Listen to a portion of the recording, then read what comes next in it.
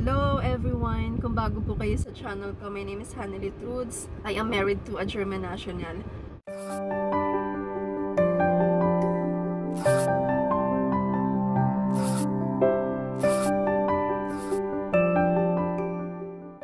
So for today's video po, how to change Philippine passport maiden name to married name. Na-change ko na po yung surname ko sa passport ko into my husband's surname. So gamit ko na po yung surname niya. So ito na yung itsura ng passport ko. Ayan. Ano ba yung ginawa ko? Ano ba yung mga requirements? So first niyo pong gagawin is mag-book ng appointment sa DFA. And since may old passport tayo, kailangan natin mag-renew. So, passport renewal po yung pipiliin natin sa pag-book ng appointment. So, I have a video po kung paano ba mag-book ng appointment sa DFA through online. So, may tutorial po ako kung paano gagawin. So, please watch it for your guide. And so, ayun nga, kapag nakapag-book na po tayo ng appointment, huwag po kalimutan na kailangan po natin siyang bayaran online. Within 24 hours, I think. So, kapag hindi po natin yung nabayaran, and then pupunta tayo sa appointment date natin, so wala po yung silbi. Pagdating nyo doon, hindi kayo makakapasok kasi yung appointment nyo ay hindi siya confirmed kasi nga hindi nyo nabayaran.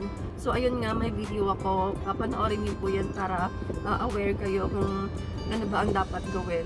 And then, kapag mag-book po tayo ng appointment, kapag mag-fill up tayo ng application form, huwag niyo pong kalimutan na gamitin na yung surname ng asawa nyo, yung married name nyo na ang gagamitin nyo, ang ilalagay nyo doon. Kasi doon na magbe-base ang DFA para sa passport mo, sa new passport mo. So, kapag kunwari may appointment na tayo sa DFA, so, wait natin yung appointment date, and then ito po yung mga requirements na kailangan nating dalhin. First is PSA copy ng marriage certificate.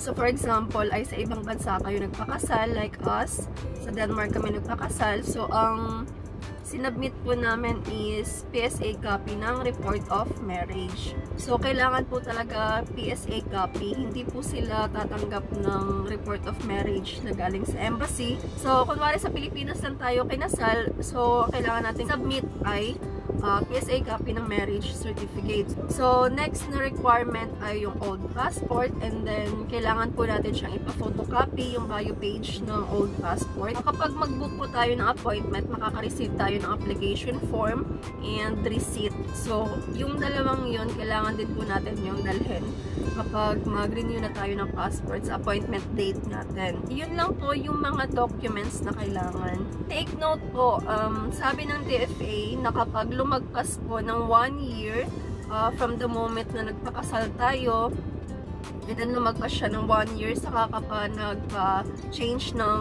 name, so maghahanap na po sila ng valid ID using your married name. So, in my experience, dahil hindi pa siya lumagpas ng 1 year, kasi July 15 kami nagpakasal, and then December ako nagpa-change ng passport.